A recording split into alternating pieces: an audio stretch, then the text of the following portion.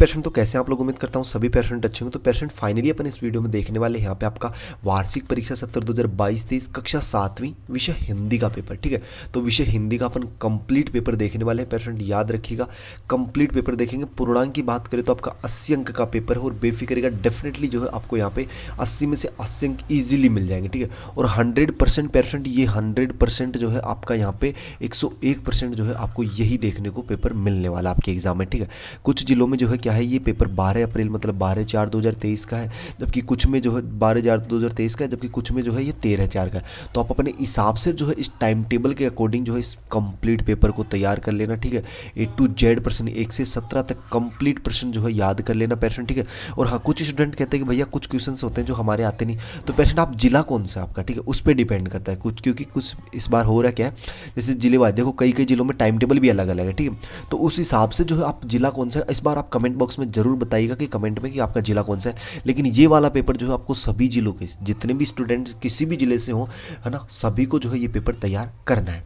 देखो प्रश्न नंबर 1 की बात करते हैं अपन। पहला प्रश्न देखिएगा, उचित संबंध जोड़िए। पेशेंट हर एक प्रश्न देखिएगा अच्छे से और इसी टाइम मतलब अपन जैसे पढ़ें प्रश्न को, जैसे उसका आंसर पढ़ें उसी टाइम आपके याद हो जाना चाहिए। देखिएगा पहला प्रश्न आपको क्या कह रहा है कि वर्षा बहार, उचित संबंध जोड़ना है तो वर्षा बहार को आप जोड़ लीजिएगा यहाँ पे लास्ट वाले श्री मुकुटधर पांडे। और आपको लिखना भी ऐसे नहीं कि आपने मिलान कर दिया वहाँ पे आपको लिखना भी ऐसे कि यहाँ पे लिखोगे उत्तर इसके सामने श्री मुकुटधर, ठीक है, श्री मुकुटधर पांडेय। इस तरीके से जो है आपको यहाँ पे इसका आंसर इस तरीके से आपको लिखना भी है पेशेंट। देखो मितानी, इसको आप मिला लेना, सेकंड लास्ट है श्री अयोध्या प्रसाद गोतनी है। ठीक है, श्री अयोध्या प्रसाद, इस तरीके से आप लिखोगे तभी आपको नंबर मिलेंगे। 10 अंक का प्रश्न है पेशेंट, देखो एकदम छोटा सा प्रश्न है और 10 अंक का आपका ये प्रश्न है। ठीक है, गोयती है, ठीक है, गोयती है, इस तरीके से जो आपको इसमें लिखना है। शहीद की बकरी, ये आप मिला लीजिए यहाँ पे लेखक मंडल। ठीक है, लक्ष्य बोध श्री रामनाथ सुमन, इस तरीके से सामने लिख भी देना है इसके आंसर। सुहागीत, ये आपको लेखक मंडल। ठीक है, उम्मीद करता हूँ ये 10 नंबर आपको मिल गए होंगे। देखो ब वाला प्रश्न देखिएगा कि क्या है कि निम्न शब्दों के सही रूप छांट कर लिखे। और पेशेंट आपको आज कमेंट बॉक्स में जरूर बताना है कि जैसे 12 को कुछ स्टूडेंटों का ये पेपर है, तो आपको 13 अप्रैल मतलब हिंदी के बाद में आपका कौन सा पेपर है, हिंदी के जस्ट बाद में आपका कौन सा पेपर है, जरूर कमेंट कीजिएगा। ठीक है, देखो स्वीकार और स्वीकार, तो राइट हो जाएगा इसका स्वीकार, इस तरीके से लिखा जाता है। ठीक है, आधा से आता है पेशेंट इसमें। आशय और आशय, तो आशय, ठीक है, देखो उच्चारण से ही समझ जाएगा आशय। ठीक है, अनुप्रास और अनुप्रास, तो अनुप्रास, इस तरीके से लिखा जाता है अनुप्रास। ठीक है, देखो आशीष और आशीष, तो आशीष इस तरीके से आ शी और श, ये वाला आएगा षटकोण वाला। न्योछावर और न्योछावर, तो न्यो छावर, इस तरीके से जो है आप इसको लिख लीजिएगा पेशेंट। ठीक है, अगला देखिएगा प्रश्न क्रमांक 2 क्या कह रहा है। तो पेशेंट प्रश्न क्रमांक 2 बोल रहा है यहाँ पे कि निम्नांकित संज्ञा शब्दों में विशेषण शब्द बनाइए। ठीक है, क्या बनाइए, विशेषण शब्द। देखो ज्ञान का विशेषण क्या हो जाएगा, ज्ञानी, क्या हो जाएगा, ज्ञानी हो जाएगा। अपमान का हो जाएगा आपका अपमानित, अपमानित, ये हो जाएगा इसका राइट आंसर। ठीक है, और दोष का हो जाएगा आपका दोषी, क्या हो जाएगा पेशेंट, दोषी। शिक्षा का हो जाएगा आपका शिक्षित, ठीक है, क्या हो जाएगा, शिक्षित हो जाएगा इसका। ठीक है, इस तरीके से। देखो विलोम शब्द बताने हैं। जय का विलोम क्या होता है पेशेंट, आपको भैया पराजय होता है, क्या होता है, पराजय। ठीक है, दुष्ट का क्या होता है, दुष्ट का आपको भैया सज्जन हो जाएगा अब इसका विलोम, तो सज्जन लिख दो। फिर उत्तम का क्या हो जाएगा, उत्तम का आप कहोगे भैया अधम हो जाएगा, इसका क्या हो जाएगा, अधम। प्रशंसा का क्या हो जाएगा, प्रशंसा का हो जाएगा निंदा, मतलब बुराई करना एक तरीके से। ठीक है, ये हो जाएगा इसका। ठीक है, इस तरीके से आप लिख लीजिए। पर्यायवाची शब्द लिखिए। देखो सुमन, तो सुमन किसका पर्यायवाची है, आप कहोगे भैया पुष्प का, पुष्प। सुमन भी होता है इसका, कुसुम भी आप लिख लीजिए इसका। ठीक है, प्रसून भी होता है पेशेंट इसका, एक क्या होता है, प्रसून। ठीक है, सेकंड है यहाँ पे अग्नि, तो अग्नि को आप क्या क्या कहते हो, आपको भाई एक तो आग कहते हैं इससे अपन, ठीक है, एक ज्वाला भी इसे कहते हैं, क्या कहते हैं, ज्वाला। ठीक है, इस तरीके से दो बहुत है। धरती, धरती को आप क्या कहोगे, धरती को धरा, ठीक है, धरा भी कहते हैं इसे, भू भी कहते हैं इसे। ठीक है, और इसे भूमि भी आप कहोगे। ठीक है, धरा, वसुंधरा भी इसे कहते हैं, तो आप 3 लिख दीजिए, बहुत है। जल को आप कहोगे नीर, ठीक है, क्या कहोगे पेशेंट, नीर।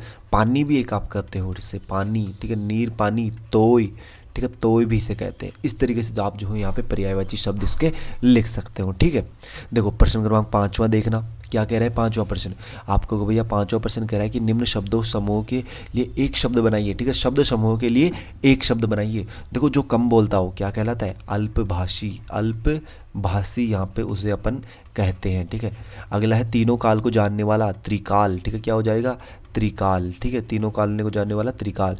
जिसका पति मर गया हो क्या होता है, विधवा, ठीक है, क्या होता है पेशेंट, विधवा। जो अधिक बोलता हो वाचाल, क्या होता है, वाचाल। इस तरीके से इसका आंसर आप लिख लीजिएगा। अगला प्रश्न देखिएगा, प्रश्न क्रमांक 6 क्या है। पेशेंट अगर चैनल पे पहली बार आए तो यार चैनल को जरूर सब्सक्राइब कीजिएगा। जो बेल का जो नोटिफिकेशन उस पर ऑल पे सेट कर लेना, ताकि जैसे नेक्स्ट वीडियो अपलोड होती है तो उसका नोटिफिकेशन जो है वो आप तक पहुंच सके, ठीक है।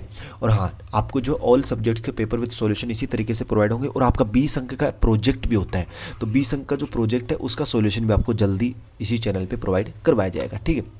देखो प्रश्न क्रमांक 6 देखिएगा कि बकरियों ने कैद में ही रहकर जुगाली करना क्यों उचित समझा।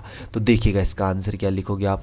इसका आंसर लिखिएगा कि बकरियों ने मौत से बचने के लिए बाड़े में कैद रहकर ही जुगाली करते रहना ही क्या समझा उन्होंने, उचित समझा पेशेंट। अगला प्रश्न देखिएगा पेशेंट, प्रश्न क्रमांक 7।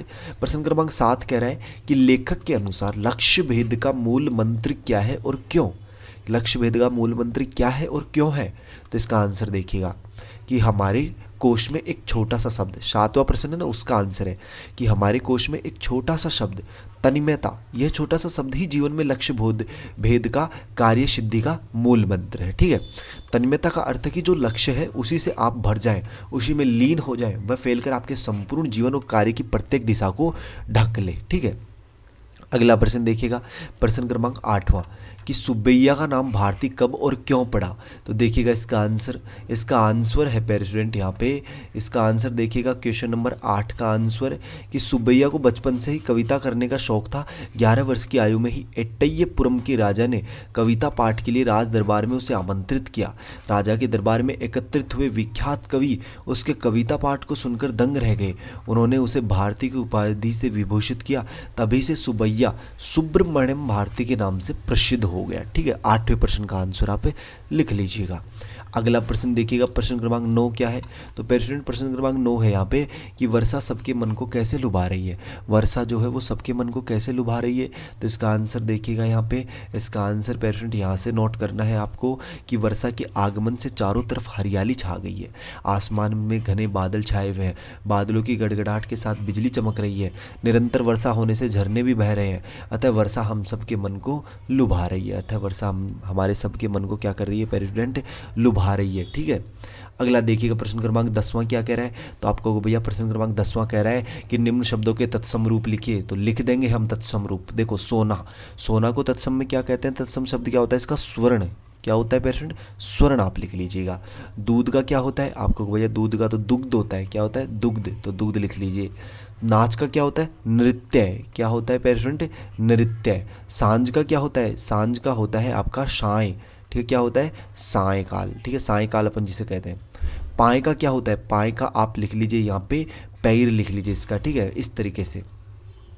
11वां प्रश्न देखिएगा कि निम्न पद्यांश का भावार्थ लिखिए। निम्न पद्यांश का भावार्थ लिखिए।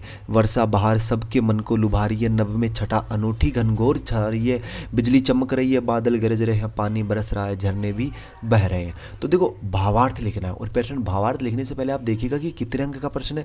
आपको भैया 8 अंक का प्रश्न है। तो 8 अंक का प्रश्न है तो पेशेंट इसमें आप कम से कम इसका सबसे पहले आप क्या लिखोगे, इसमें संदर्भ लिखिएगा, फिर प्रसंग लिखिएगा और फिर इसकी व्याख्या या फिर भावार्थ लिखिएगा। तो संदर्भ में आप क्या लिखोगे कि प्रस्तुत पद्य हमारी पाठ्य पुस्तक के वर्षा बहार नामक पाठ से अवतरित है और इसके कवि श्री मुकुटधर पांडेय जी हैं, ठीक है।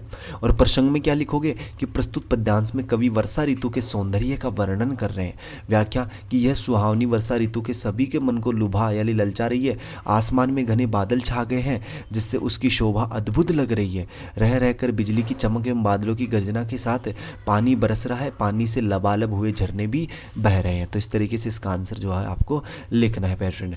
अब प्रश्न क्रमांक 12 से लेकर 17 जो है पेशेंट वो जल्दी आपके लिए इनके आंसर्स तैयार किए जा रहे हैं। 12 से लेकर 17 जो है वो आपको जल्दी इसके अगले पार्ट में आपको मिल जाएंगे। इसकी नेक्स्ट वीडियो जो है वो भी जल्दी अपलोड की जाएगी, ठीक है।